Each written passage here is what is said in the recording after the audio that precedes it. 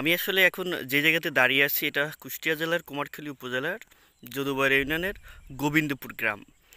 আমার সামনে যে আসলে পানি দেখা যাচ্ছে এটা একটা ক্যানেল এবং তার সামনে যে বালুর স্তূপ দেখা যাচ্ছে আসলে গড়াই নদীর পাড়। তো এই ক্যানেল দিয়ে আসলে কয়েক হাজার বিঘা জমির পানি গড়াই নদীতে চলে যেত, যে কারণে হচ্ছে জমিগুলো আসলে প্লাবিত হতো না। কিন্তু সম্প্রতি সময়ে এই গড়াই নদী শাসন এবং বাঁধ নির্মাণের কারণে এই কৃষকদের জন্য পানি বেরোনোর যে ক্যানেল ছিল সেই ক্যানেলটা আসলে বন্ধ হয়ে গেছে। বন্ধ হওয়ার কারণে যে চলমান বৃষ্টি পরিস্থিতি, সেই কারণে বৃষ্টিতে কিন্তু কৃষকদের যে কয়েক হাজার বিঘা জমির ফসল সেটা আসলে প্লাবিত হয়েছে। তো এখানকার কৃষকদের দাবি যে আসলে অপরিকল্পিতভাবে এই যে বাঁধ নির্মাণ বা নদী শাসনের কাজ চলছে, যার কারণে কৃষকরা এই ভোগান্তিতে পড়েছে। খুব দ্রুত যদি আসলে এই বালু অপসারণ করে ক্যানেল তৈরি না করা হয়, অর্থাৎ কৃষকদের জমির পানি যদি নদীতে না গড়ানো হয়, সেক্ষেত্রে কয়েক হাজার বিঘা জমির কৃষকরা আসলে ক্ষতিগ্রস্ত হচ্ছেন। তো এই বিষয়ে কৃষকরা আসলে চাচ্ছেন যে স্থানীয় প্রশাসন বা জনপ্রতিনিধিদের মাধ্যমে এই সমস্যার সমাধান করা হোক।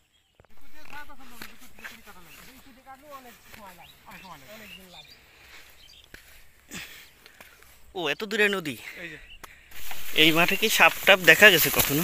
সাপ এমনি গুপ্ত সাপ আছে, গুপ্ত সাপ ধরা ফেলেছিল আছে, কিন্তু ওই সাপগুলো এখনো কারো নজরে পড়েনি। তো সব জায়গায় তো পানি, এই জায়গাটাই মানে একটু শুকনো আর কি। এই জায়গাটাই শুকনো। সাপ টাপ মারা পড়েছে কখনো এইসব জায়গায়? গতকালকে একটা গুপ্ত সাপ মারা হয়েছে ওই আমার জমির উপরে।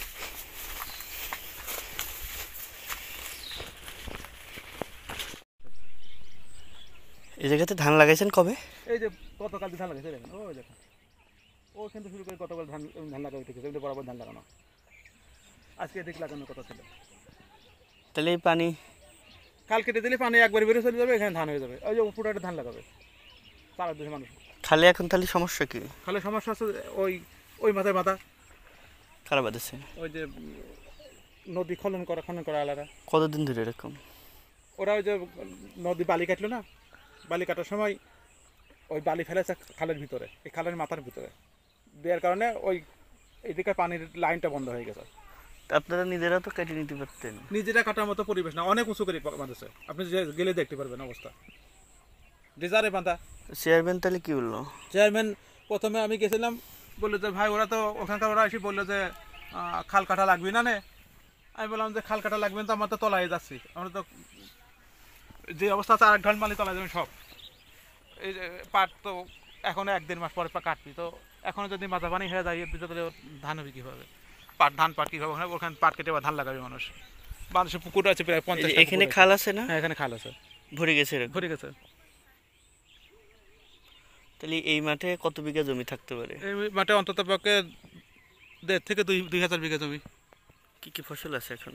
ধান, পাট, আর পুকুর আছে প্রায় 50টা, মাছের চাষ। কালকের বৃষ্টিতে মনে হয় বেশি হয়েছে। হ্যাঁ, কালকে বৃষ্টিতে পানি বেশি। এখানে তো কালকে আমি ওই যে ওইখানে ধান লাগাইছে কালকে, আর আজকে এখানে লাগাবো বলে। কালকে বৃষ্টিতে এরকম বৃষ্টি আরেকটা হলেই ওই সব ধান তলায় যাবে, ওই যে মাথা জেগে আছে ওই সব ধান তলায় যাবে। তাহলে এখন কি করতে হবে বলেন?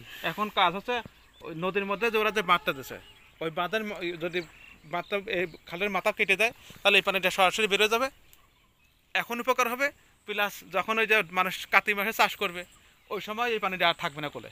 আর যদি এখন না কাটা হয় তাহলে এখন তলায় মরবে, আর যা পানি স্টক থাকবে এই পানি আর পরে বেরোবে না। গত বছর কি পানি জমি ছিল? গত বছর পানি ছিল না, তখন খাল সচল, তখন খাল সচল ছিল, একেবারে তলা শুকনা ছিল। তাহলে এই বিলটার নাম কি? এটা হচ্ছে গোবিন্দপুর যদুবয়রা এতমামপুর এর এই কোল।